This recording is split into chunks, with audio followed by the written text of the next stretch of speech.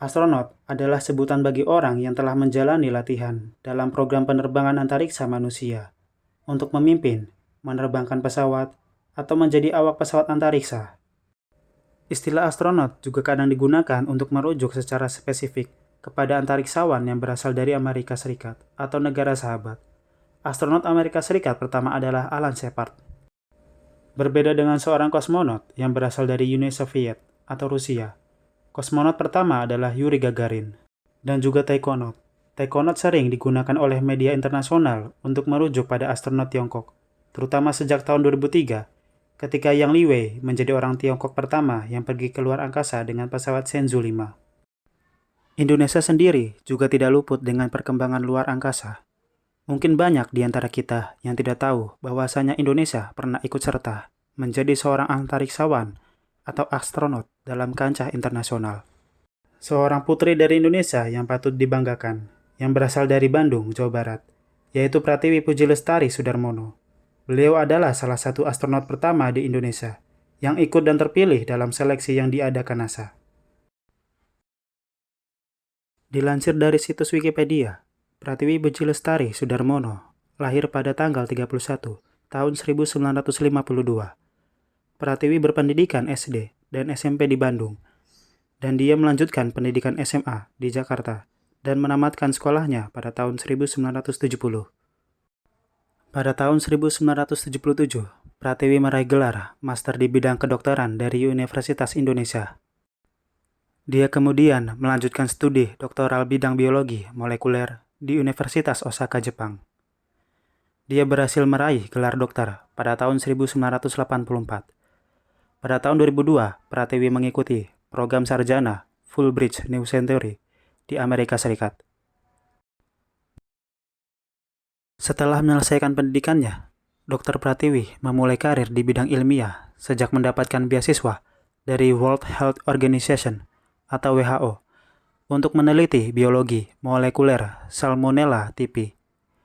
Kemudian pada tahun 1985, dia ikut menjadi bagian pada misi wahana antariksa NASA STS-61H.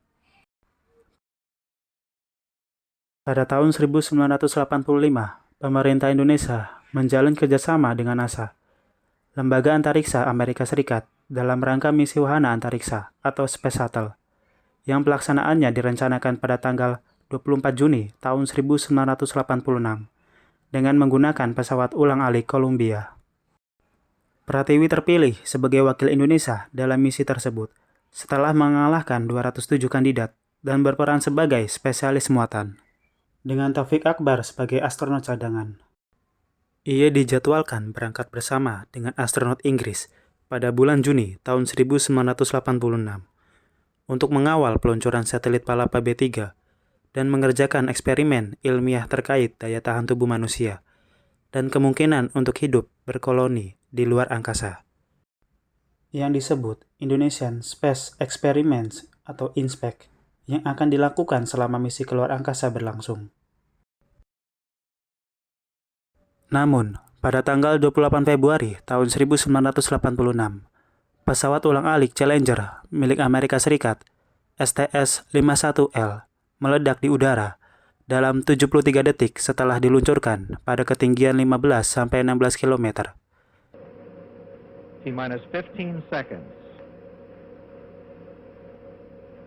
T-minus 10, 9, 8, 7, 6. We have main engine start. 4, 3, 2, 1, and liftoff. Liftoff of the 25th Space Shuttle mission, and it has cleared the tower. Control program. Roger, roll, Challenger. Good, roll program confirmed. Challenger now heading downrange.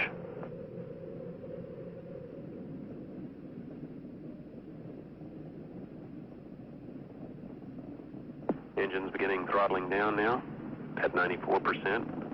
Normal throttles for most of the flight, 104%. We'll throttle down to 65% shortly. Engines at 65%, 3 engines running normally, 3 good fuel cells, 3 good APUs. Velocity 2,257 feet per second. Altitude 4.3 nautical miles. Downrange distance 3 nautical miles.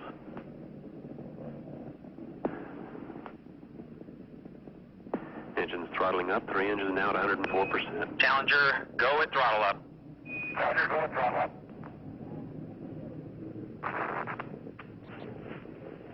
1 minute 15 seconds. Velocity 2,900 feet per second. Altitude 9 nautical miles. Downrange distance 7 nautical miles.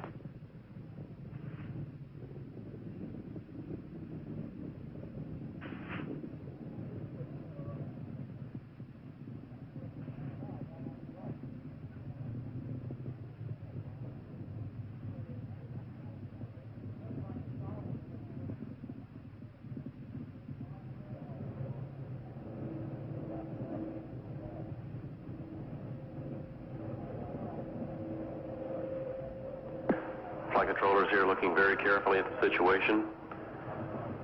Obviously a major malfunction.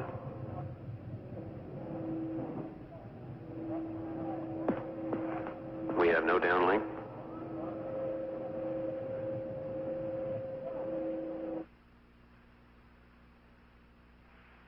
Insiden ini menyebabkan 7 orang kru menjadi korban.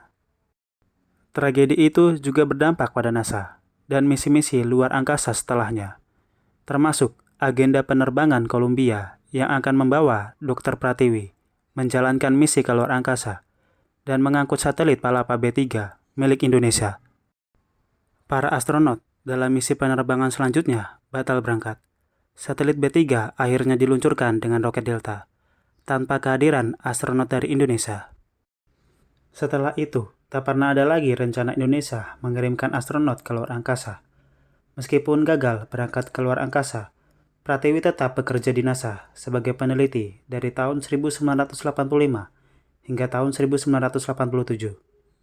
Dilansir dari situs Historia, selepas tragedi Challenger pada tahun 1986, impian Pratiwi terlibat dalam misi di luar angkasa kian tak menentu.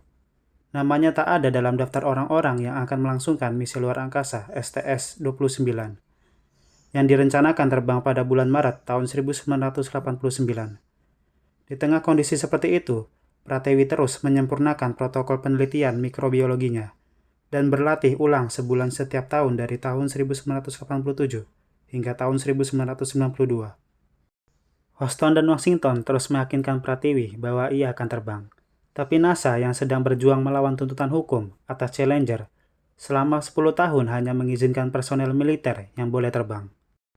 Setelah kembali dari Houston, Pratiwi melanjutkan pekerjaannya sebagai peneliti mikrobiologi.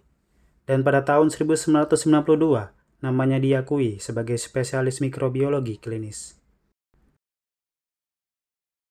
Setelah kembali ke Indonesia, Dr. Pratiwi kembali menjadi staf pengajar dan peneliti di Laboratorium Mikrobiologi, Fakultas Kedokteran, Universitas Indonesia. Ia menjabat sebagai Ketua Departemen Mikrobiologi, Fakultas Kedokteran, Universitas Indonesia pada periode tahun 1994 sampai tahun 2000. Pada bulan Februari tahun 2008, ia diangkat sebagai guru besar dalam bidang ilmu mikrobiologi di fakultas yang sama. Pada tahun 2020, saat pandemi COVID-19, Pratiwi turut berperan dalam menangani sampel COVID-19 di tengah keterbatasan perlengkapan PCR di Indonesia. Sebelum pensiun pada bulan Juli tahun 2022, Pratiwi pernah menjabat sebagai Kepala Komisi Etik Penelitian dan Pengembangan Kedokteran yang bertanggung jawab langsung kepada Menteri Kesehatan. Selain itu, ia juga pernah menjadi Kepala Laboratorium Mikrobiologi Klinik, Fakultas Kedokteran Universitas Indonesia.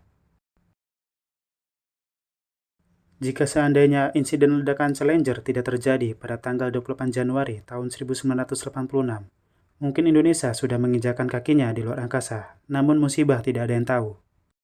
Sampai sekarang, tahun 2025, Pratiwi tidak pernah pergi ke luar angkasa.